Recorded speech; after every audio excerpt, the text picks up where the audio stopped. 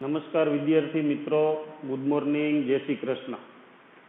પાંચમા ચેપ્ટરની અંદર આપણે જીનેટિક્સમાં આગળ વધી છેલ્લે મેન્ડલનો દ્વિસંકરણનો પ્રયોગ એના આધારિત મુક્ત વિશ્લેષણનો નિયમ આપણે લીધો.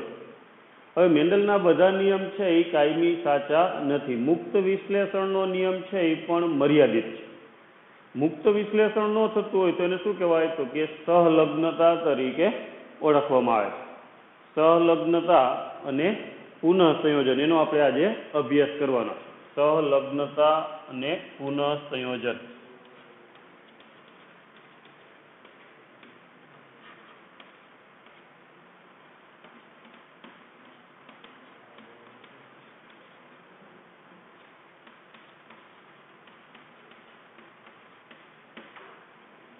સહલગ્નતા અને પુનઃ સંયોજન એમાં આપણે છેલ્લે મોર્ગનની વાત કરી હતી. મોર્ગને ડ્રોસોફિલા છે મેલેનોગેસ્ટર એટલે કે ફળમાખી એનો આનુવંશિકતાની અંદર અભ્યાસ કરે છે. સહલગ્નતા કેને કહેવાય? તો કે જુદા જુદા બે લક્ષણો માટે જવાબદાર જનીનો સમજાત રંગસૂત્રની એક જ જોડ ઉપર આવેલા. જુદા જુદા બે લક્ષણો માટેના જનીનો સમજાત રંગસૂત્રની એક જ જોડ ઉપર આવેલા હોય ત્યારે એને સહલગ્ન જનીન કહેવાય. એનો જે વારસો છે એને સહલગ્નતા તરીકે ઓળખવામાં આવે.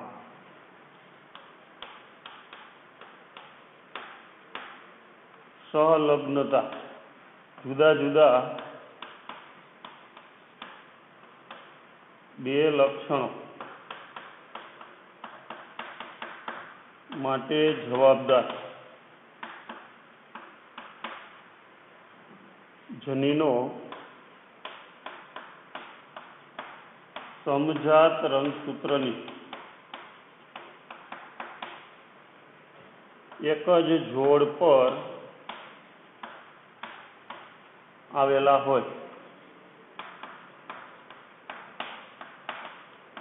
ત્યારે તેને સહલગ્ન જનીન કહેવાય અને તેના વારસાને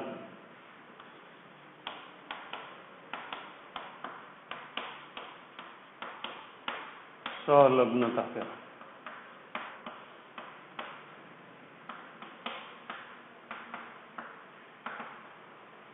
અહીંયા ડ્રોસોફિલાની અંદર પ્રયોગ કરે છે કોણ? તો કે મોર્ગન.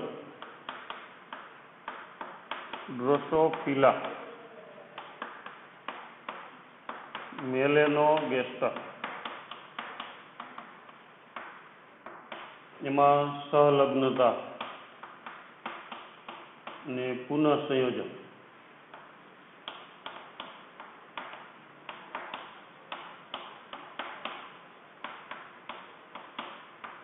અભ્યાસ કરવામાં આવે છે.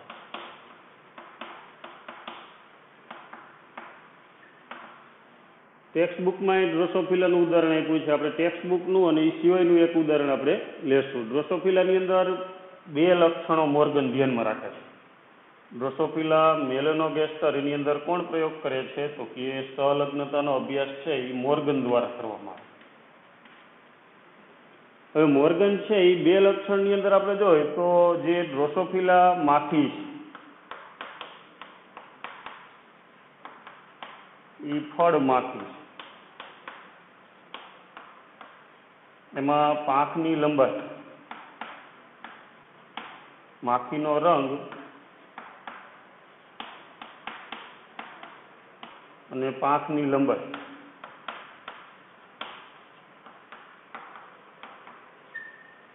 માખીના રંગની અંદર બે અભિવ્યક્તિ છે. આ બે લક્ષણો કયા તો કે માખીનો રંગ અને પાંખની લંબાઈ. માખીના રંગની અંદર એક આવે છે ભૂખરો રંગ અને બીજો આવે છે કાળો રંગ. પાંખની લંબાઈની અંદર પણ બે અભિવ્યક્તિ, એક લાંબી પાંખ અને બીજી આવે છે ટૂંકી પાંખ. ભૂખરા રંગની અંદર જનીન સંકેત કેપિટલ જી લે, એ પ્રભાવી અભિવ્યક્તિ. કાળા રંગ માટે સ્મોલ જી. લાંબી પાંખમાં કેપિટલ એલ અને ટૂંકી અથવા તો ટૂંકી પાંખ માટે સ્મોલ. હવે ડ્રોસોફિલા મેલેનોગેસ્ટર એમાં કોણ પ્રયોગ કરે તો કે સહલગ્નતા માટે મોર્ગન. હવે માખીની અંદર કયા બે લક્ષણો ધ્યાનમાં રાખે છે તો કે એક માખી જે છે એનો રંગની અભિવ્યક્તિ કેટલી તો કે બે. કઈ કઈ? એક ભૂખરો રંગ અને બીજી કઈ તો કે કાળો રંગ. અને પાંખની લંબાઈની અંદર અભિવ્યક્તિ કઈ તો કે લાંબી પાંખ અને ટૂંકી પાંખ. હવે એમાં અભિવ્યક્તિમાં પ્રભાવી અભિવ્યક્તિ છે એને આપણે કેપિટલ સંકેત અને સ્મોલ અભિવ્યક્તિને પ્રચ્છન્ન અભિવ્યક્તિને સ્મોલ ની અંદર આપણે બતાવ્યા. કેપિટલ જી ભૂખરા રંગ માટે એટલે પ્રભાવી અભિવ્યક્તિ, કાળો રંગ માટે સ્મોલ જી એટલે એ પ્રચ્છન્ન અભિવ્યક્તિ. એ જ રીતે લાંબી પાંખ છે એ પ્રભાવી અભિવ્યક્તિ માટે કેપિટલ એ અને ટૂંકી પાંખ પ્રચ્છન્ન અભિવ્યક્તિ માટે સ્મોલ. હવે અહીંયા ડ્રોસોફિલા મેલેનોગેસ્ટરની અંદર બે પ્રયોગ આવે છે. એક સંપૂર્ણ સહલગ્નતાનો.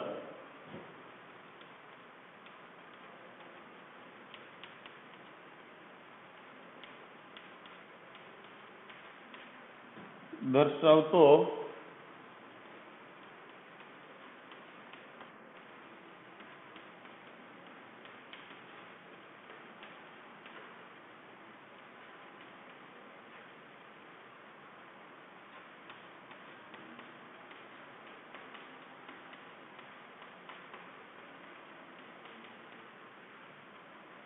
હવે સંપૂર્ણ સહલગ્નતાની અંદર આપણે જોઈએ તો પિતૃપેઢી તરીકે મોર્ગન છે એ ભૂખરો રંગ અને લાંબી પાંખ એને એક પિતૃ તરીકે લે છે.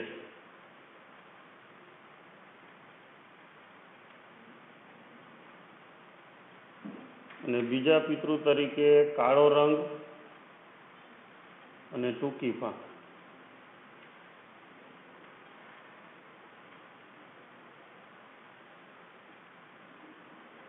Capital G, capital L, capital G, capital L, small G, small L. આમાંથી કેવી તો કે ભૂખરો રંગ અને લાંબી પાંખ. આમાંથી કેવી તો કે કાળો રંગ અને ટૂંકી પાંખ.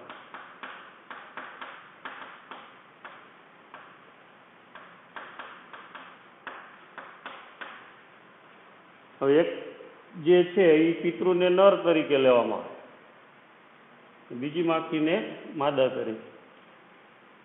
ભૂખરો રંગ અને લાંબી પાંખ વાળી માખી એક પિતૃ તરીકે, કાળો રંગ અને ટૂંકી પાંખ. અને પિતૃ આપણે બધી પ્રભાવી અભિવ્યક્તિ જ છે એટલે સમયુગ્મી કહેવાય. આમાં બધી પ્રચ્છન્ન અભિવ્યક્તિના જનીનો એટલે એ પણ સમયુગ્મી કહેવાય. તો આની અંદર આપણે જોઈએ તો આમાંથી એક જ પ્રકારના જન્યુ બને, કેપિટલ જી, કેપિટલ એલ. આમાંથી સ્મોલ જી અને સ્મોલ.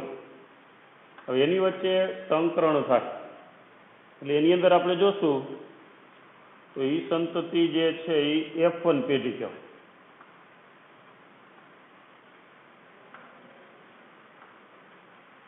F1 પેઢીની અંદર capital G, capital L, small G, small L. બરાબર? એટલે આમાંથી કેવી હશે તો કે ભૂખરો રંગ અને લાંબી પાંખ વાળી. બરાબર? આ F1 પેઢી તરીકે આપણે લઈશું. પિતૃ પેઢી પછી F1 પેઢીની માખી કેવી તો કે ભૂખરો રંગ અને લાંબી પાંખ વાળી. જો આમાંથી કેપિટલ જી અને કેપિટલ એલ, આમાંથી સ્મોલ જી અને સ્મોલ એલ, એટલે બેમાંથી અલગ અલગ જન્યુ આવે. અને આમાં કેપિટલ જી છે એટલે રંગ કેવો આવશે? ભૂખરો. અને કેપિટલ એલ છે એટલે પાંખ કેવી બનશે? લાંબી. હવે F1 પેઢીની નર માખી લેવામાં આવે છે અને બંને લક્ષણો માટે પ્રચ્છન્ન એવી માદા માખી.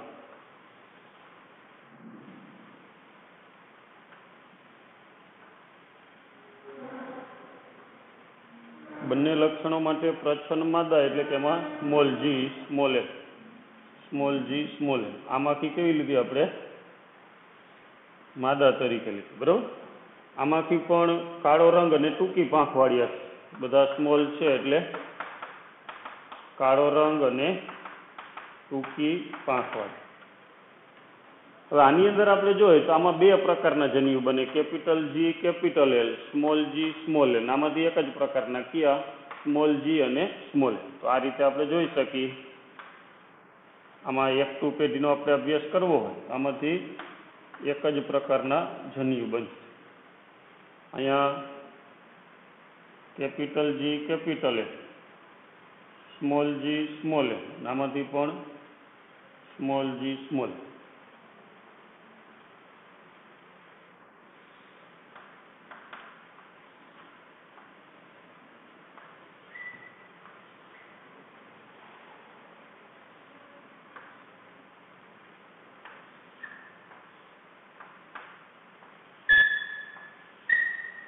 જો આમાંથી આપણે જોઈએ તો કેપિટલ જી કેપિટલ એલ, આમાંથી સ્મોલ જી અને સ્મોલ. એ જ રીતે આમાંથી સ્મોલ જી સ્મોલ એલ, આમાંથી પણ સ્મોલ જી અને સ્મોલ. એટલે અહીંયા જે આ પેઢી છે એ F2 પેઢી કહેવાય.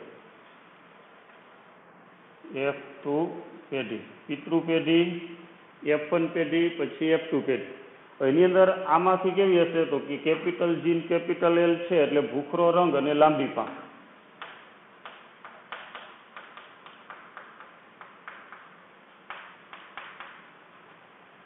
અને આમાંથીમાં બધા સ્મોલ છે એટલે પ્રચ્છન્ન અભિવ્યક્તિ આવશે, કાળો રંગ અને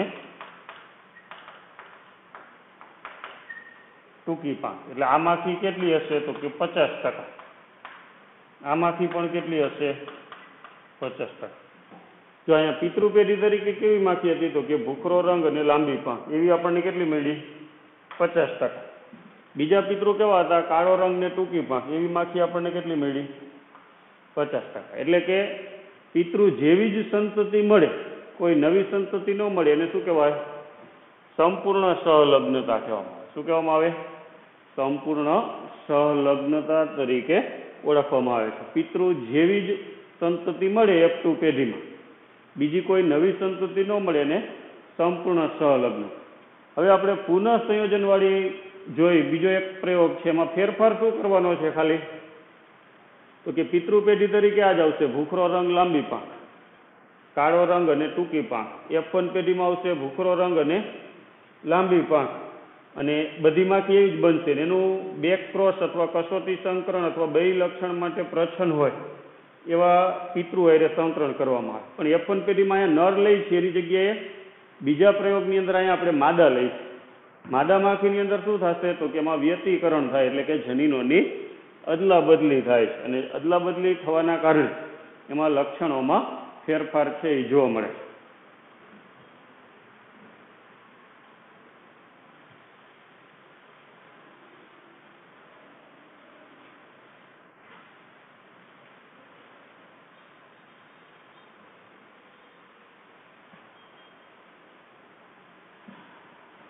પિતૃથી જુદી સંતતિ મળતી હોય એવો ડ્રોસોફિલા ઉપરનો પ્રયોગ. પિતૃથી જુદી સંતતિ એને કહેવાય પુનઃ સંયોજન કહેવાય. પુનઃ સંયોજન થતું હોય એવો મોર્ગનનો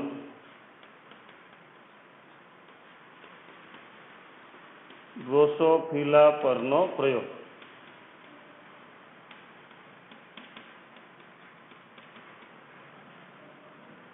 જો અહીંયા આપણે જે પ્રયોગ જોઈ ગયા અહીંયા પિતૃ સંપૂર્ણ સહલગ્નતાનો, એ જ રીતે અહીંયા આપણે પિતૃ પેઢી તરીકે કોને લઈશું તો કે સમયુગ્મી, ભૂખરો રંગ અને લાંબી પાંખવાળી માખી,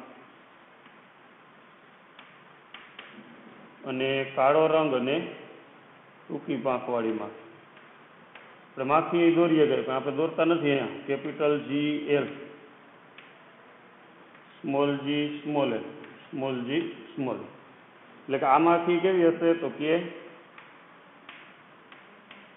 ભૂખરો રંગ અને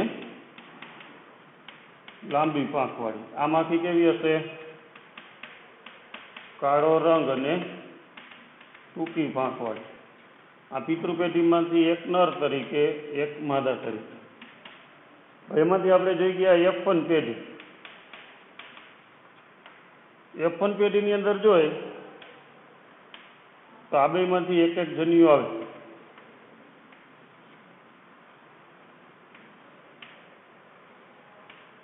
આમાંથી કેપિટલ જી, કેપિટલ એલ, આમાંથી સ્મોલ જી અને સ્મોલ એલ. બરાબર? આમાંથી કેવી હશે તો કે ભૂખરો રંગ અને લાંબી પાંખવાળી. હવે એનું કસોટી સંકરણ અથવા બેક ક્રોસ કહીએ આપણે, એના પિતૃ જેવા જ ગમે એવા એના એક આપણે સંકરણ કરાય. હવે આની અંદર અહીંયા જે F1 પેઢીની આમાં આપણે નર માખી લીધી હતી, આમાં આપણે F1 પેઢીની કઈ માખી રાખશું? માદા માખી. અને એનું બેક ક્રોસ છે એ બે લક્ષણ માટે પ્રછન એવી નર આયરે આપણે સંકરણ કરાવીશું. આ માખી કેવી હશે? સ્મોલ જી સ્મોલ એલ છે એટલે કાળો રંગ અને ટૂંકી પાંખવાળી માખી આપણને મળે. જો અહીંયા સુધી આપણે આની જેમ જ આવ્યા.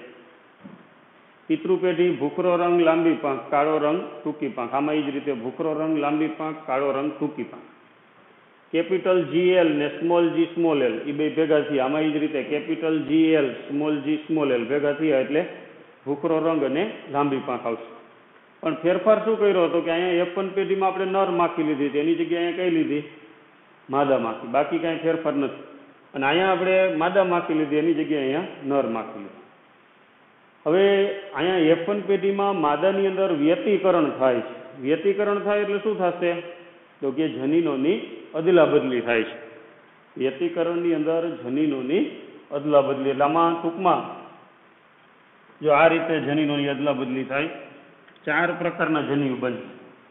એક આ રીતે કેપિટલ જી કેપિટલ, પછી બીજા આ રીતે બને જો કેપિટલ જી અને સ્મોલ એલ આ રીતે, અને ત્રીજા આ રીતે સ્મોલ જી અને કેપિટલ એલ આ રીતે. Capital G capital L, capital G small L, small G capital L એટલે સ્મોલ જી સ્મોલ. જો આમાં આપણે બતાવીએ તો આ રીતે બતાવીએ કે 4 જન્યુ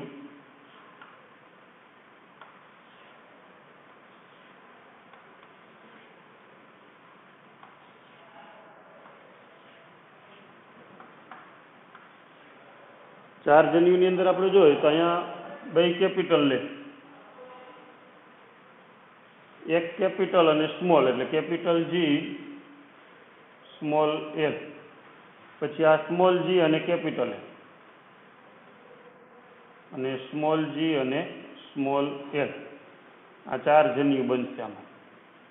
અને આમાંથી એક જ જન્યુ બનશે એ કયો હતો કે સ્મોલ જી અને સ્મોલ એલ.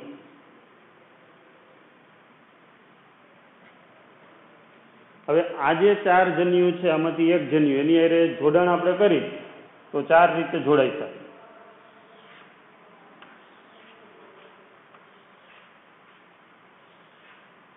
જો એક આને અહીંયા દર્શાવી દો, આ બીજા હારે, ત્રીજા હારે અને ચોથા હારે, અને આ બધા હારે 1 2 3 અને 4. તો આની અંદર આપણે આ રીતે દર્શાવી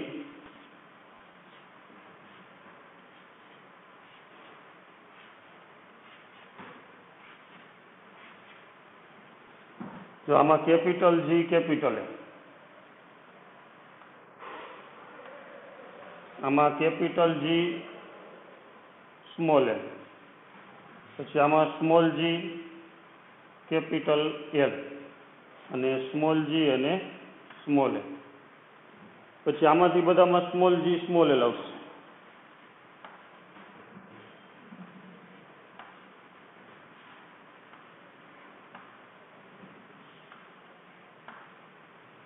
તો આની અંદર જો કેપિટલ જી કેપિટલ એલ છે એટલે ભૂખરો રંગ અને લાંબી પાંખ. આમાં ભૂખરો રંગ અને ટૂંકી પાંખ.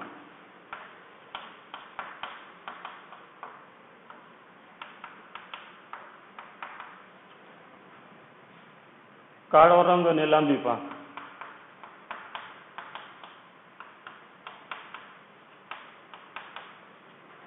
કાળો રંગ અને ટૂંકી પાંખ.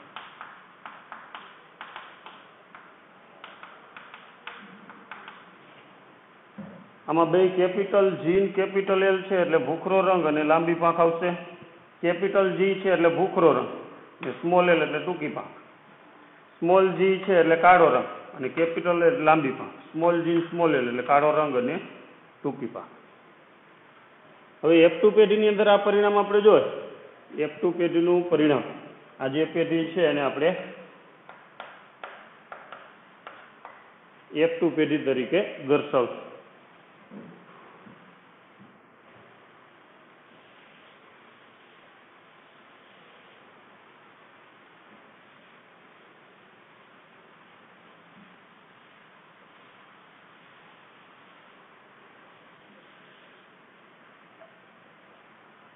પિતૃ પેઢી F1 F2 પેઢીનું પરિણામ આપણે જોઈએ.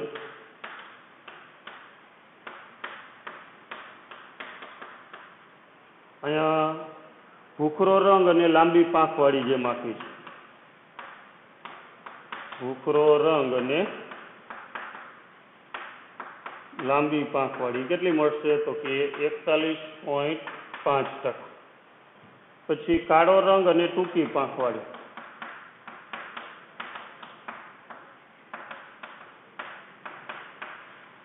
એ પણ કેટલી મળશે 41.5%. પછી ભૂખરો રંગ અને ટૂંકી પાંખ આ જે પિતૃથી જુદી પડે છે એવી એ બે 8.5% મળે. જો આ ભૂખરો રંગ લાંબી પાંખ, કાળો રંગ અને ટૂંકી પાંખ એ પિતૃ જેવાથી આમ F2માં. F2 પેઢીની અંદર પિતૃ જેવી સંતતિ કેટલી મળી તો કે 83%. 41.5 એટલે 83% સંતતિ કેવી મળી પિતૃ જેવી મળી. પછી પિતૃથી જુદા પ્રકારના લક્ષણો કયા તો કે એમાં ભૂખરો રંગ અને ટૂંકી પાંખ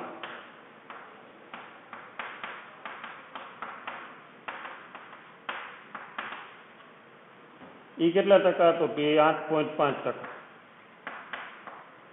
પછી કાળો રંગ અને લાંબી પાંખ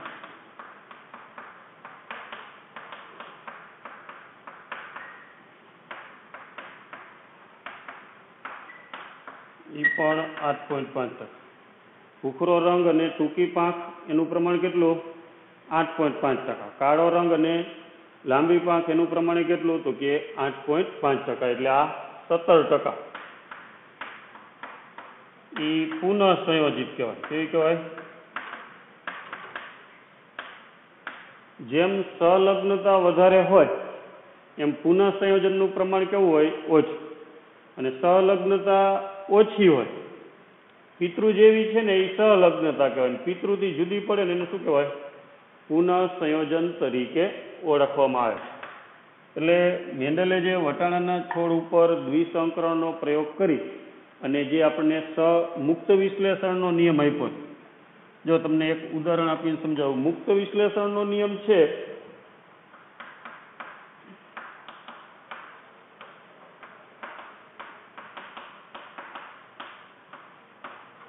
એમાં આપણે બીજનો રંગ અને બીજનો આકાર એ બે લક્ષણોને ધ્યાનમાં રાખ્યા. હવે એમાં આપણે આ રંગસૂત્રની એક જોડ છે, આ સમજાત રંગસૂત્રની બીજી જોડ, બરાબર? તો આમાં દાખલા તરીકે બીજના રંગના જનીન અને આની અંદર બીજના આકાર. જો આ બીજનો રંગ પીળો રંગ ને જે લીલો રંગ આપણે જોવા મળતો તીરે એના જનીનો આ એક જોડ ઉપર છે. આ રંગસૂત્રની બીજી જોડ છે, એના ઉપર બીજના આકારના જનીનો છે. એટલે મુક્ત વિશ્લેષણનો નિયમ આવી સ્થિતિમાં કેવો છે તો કે સાચો છે. ત્યારે એક લક્ષણના જનીનો અથવા તો જુદા જુદા લક્ષણોના જનીનો સમજાત રંગસૂત્રની જુદી જુદી જોડ ઉપર હોય ત્યારે એનું મુક્ત વિશ્લેષણ થાય છે. પણ મુક્ત વિશ્લેષણનો નિયમ ક્યારે ખોટો પડે તો કે જુદા જુદા લક્ષણોના જનીનો સમજાત રંગસૂત્રની એક જ જોડ ઉપર હોય તો એનું મુક્ત વિશ્લેષણ થતું નથી. જો આપણે અહીંયા બીજું એક ઉદાહરણ અહીંયા જે ડ્રોસોફિલામાં જોઈએ દાખલા તરીકે, એમાં સમજાત રંગસૂત્રની એક જોડ, બરાબર. એની અંદર આ માખીની રંગ માટેના જનીન અને પાંખની લંબાઈ માટેના જનીન આ જે છે, દાખલા તરીકે ડ્રોસોફિલામાં માખીનો રંગ અને પાંખની લંબાઈ,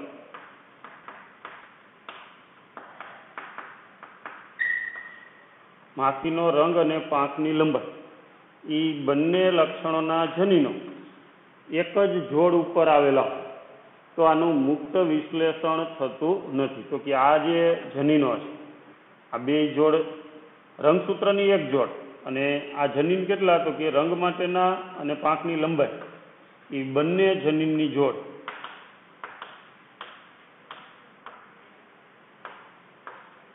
રંગસૂત્રની એક જોડ ઉપર છે. બે એક લક્ષણ છે માખીનો રંગનો જનીન અને બીજું લક્ષણ પાંખની લંબાઈ, એ બે ક્યાં છે, રંગસૂત્રની એક જ જોડ ઉપર, તો એનું મુક્ત વિશ્લેષણ થાય નહીં.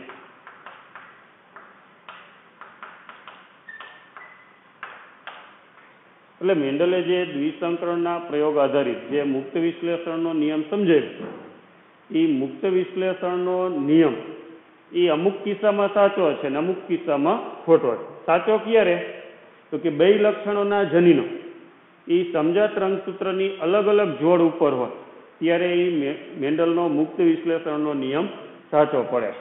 પણ જ્યારે બે લક્ષણના જનીનો સમજાત રંગસૂત્રની એક જ જોડ ઉપર બે લક્ષણના જનીનો ત્યારે એનું મુક્ત વિશ્લેષણ થતું નથી. તો આવા જનીનને કેવા કહેવાય, સહલગ્ન જનીન કહેવાય. અને સહલગ્ન જનીનો જે છે એના વારસાને સહલગ્નતા તરીકે ઓળખવામાં આવે. એટલે કે અહીંયા આપણે મેન્ડલનો જે નિયમ આપ્યો હતો કે મુક્ત વિશ્લેષણનો નિયમ, એ અમુક કિસ્સામાં ખોટો પડે છે. એટલે કે મુક્ત વિશ્લેષણનો નિયમ અહીંયા આપણે જે હતો એના માટે સાચો હતો. ક્યારે, તો કે બીજનો રંગ અને બીજનો આકાર. બીજના રંગમાં પીળો રંગ પ્રભાવી, લીલો રંગ પ્રચ્છન્ન. બીજના આકારમાં ગોળ આકાર પ્રભાવી અને ખરબચડો આકાર છે એ પ્રચ્છન્ન. અને F2 પેઢીની અંદર આપણે જે પ્રમાણ મળ્યું હતું, પીળાને ગોળ બીજ, પીળાને ખરબચડા બીજ, લીલાને ગોળ બીજ અને લીલાને ખરબચડા, એનું પ્રમાણ કેટલું મળ્યું હતું, 9:3:3:1. એટલે એ સ્થિતિની અંદર મુક્ત વિશ્લેષણ થાય તો જ એ પ્રમાણ આપણને મળે. અહીંયા મુક્ત વિશ્લેષણ થતું હતું કારણ કે રંગનો જનીન અને આકારના જનીન એ કેવા હતા ભાઈ, તો કે સમજાત રંગસૂત્રની અલગ અલગ જોડ ઉપર હતા એટલે એનું મુક્ત વિશ્લેષણ થઈ શકે. એ જ રીતે બીજો એક બેટ્સન અને પ્યુનેટનો પ્રયોગ છે, ખાસ કરીને એ પણ વટાણાના છોડ ઉપર છે. એ બીજા બે લક્ષણો ધ્યાનમાં રાખે છે. કયા બે લક્ષણો બેટ્સન અને પ્યુનેટ રાખે છે, તો કે એની અંદર એ બેટ્સન અને પ્યુનેટ જે સહલગ્નતા સમજાવે છે એમાં વટાણાની જાતિ લેથિરસ ઓડોરેક્સ, અને એની અંદર બે લક્ષણોમાં આપણે જોઈએ તો એમાં પુષ્પનો રંગ અને પરાગરજ છે એની લંબાઈ. હવે પુષ્પના રંગમાં પ્રભાવી અભિવ્યક્તિ કઈ, તો કે જાંબલી રંગ, અને પ્રચ્છન્ન કઈ, તો કે લાલ રંગ. રંગ માટે કઈ પ્રભાવી અભિવ્યક્તિ, જાંબલી રંગના પુષ્પ, અને પ્રચ્છન્ન કેવા, તો કે લાલ રંગના પુષ્પ. પરાગરજની લંબાઈમાં આપણે જોઈએ તો લાંબી પરાગરજ છે એ પ્રભાવી અને ટૂંકી અથવા તો ગોળ પરાગરજ છે એ પ્રચ્છન્ન. હવે શુદ્ધ અથવા સમયુગ્મી જાંબલી પુષ્પ અને લાંબી પરાગરજ વાળા એક પિતૃલી, અને એ જ રીતે લાલ પુષ્પ અને ટૂંકી પરાગરજ વાળા બીજા પિતૃલી, આની જેમ સમયુગ્મી. તો F1 પેઢીમાં આપણને કેવા મળે, તો કે પ્રભાવી અભિવ્યક્તિઓ એ જ મળે. અહીંયા જેમ ભૂખરો રંગ ને લાંબી પાંખ મળે તો એમાં જાંબલી પુષ્પ અને લાંબી પરાગરજ જ મળે. પણ એનું સ્વફલન કરવામાં આવે, જે આપણે મેન્ડલના દ્વિસંકરણના પ્રયોગમાં હતું. કયો, તો કે બીજનો રંગમાં પીળો રંગ અને ગોળ પરાગરજ, એનું પીળા રંગ અને ગોળ પરાગરજ F1 પેઢી વચ્ચે સ્વફલન થાય. એ જ રીતે અહીંયા કરવામાં આવે, જાંબલી પુષ્પ અને લાંબી પરાગરજ. તો F2 પેઢીમાં આપણને પરિણામ મળવું જોઈએ જાંબલી પુષ્પ અને લાંબી પરાગરજ વાળું 9, જાંબલી પુષ્પ અને ગોળ પરાગરજ વાળું 3, પછી લાલ પુષ્પ અને લાંબી પરાગરજ વાળું 3, લાલ પુષ્પ અને ટૂંકી પરાગરજ વાળું 1. એટલે કે 9:3:3:1. પણ અહીંયા બેટ્સન ને પ્યુનેટને એનાથી જુદું પરિણામ મળે છે. 11:1:1:3.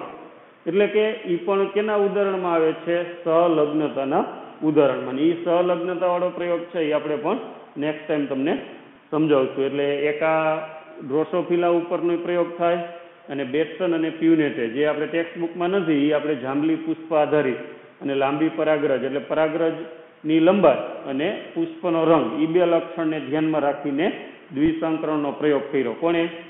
તો કે બેટ્સન અને પ્યુનેટ. બરાબર. અને એની અંદર જે મોર્ગનનું પરિણામ હતું એવું F2 પેઢીમાં પરિણામ મળતું નથી. જો મુક્ત વિશ્લેષણ થતું હોય તો એ પરિણામ મળે 9:3:3:1. પણ મુક્ત વિશ્લેષણ ન થતું હોય તો એ પરિણામ મળતું નથી. એટલે એના કરતાં જુદા પ્રકારનું પરિણામ મળે. હાલો, એ આપણે બેટ્સન પ્યુનેટનો પ્રયોગ છે એ આવતી વખતે સમજાવશું.